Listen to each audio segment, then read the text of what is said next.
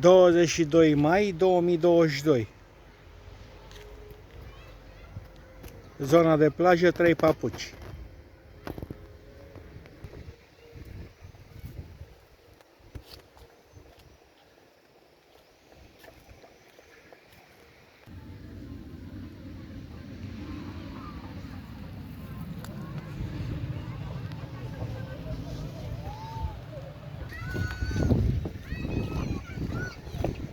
Și am pornit spre plajă.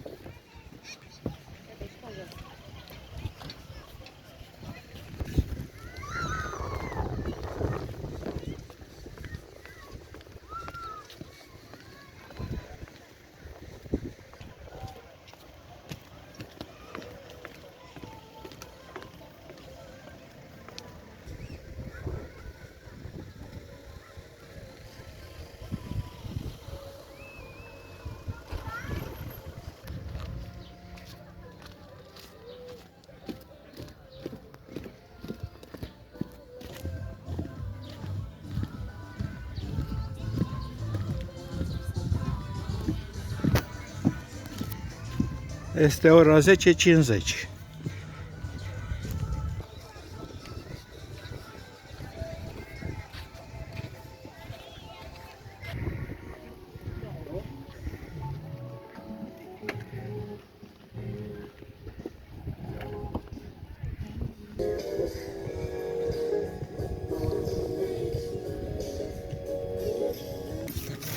Plaja Zumbici, 30 de lei șezlongul. Momentan nu, că am băut, dar vă chem dacă e. Și eu mulțumesc. Liniște și pace deocamdată.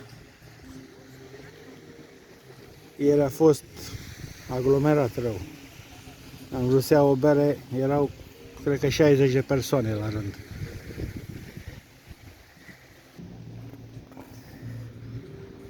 Avem și găletușa cu grebluța, cu lopățica.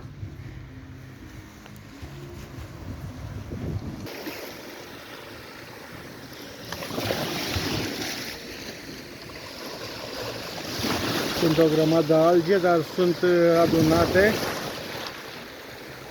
Sunt și doar porțiunea asta de 60 de metri, așa, 100 de metri să zic, restul e curat. Deci gata, ne zicem să facem plajă, poate intrăm și în apă și să comandăm totuși o bere, că na. Hai, zi bună vă doresc. De aici, din zona de plajă, 3 papuci, că e mai cunoscut așa decât Zumbici.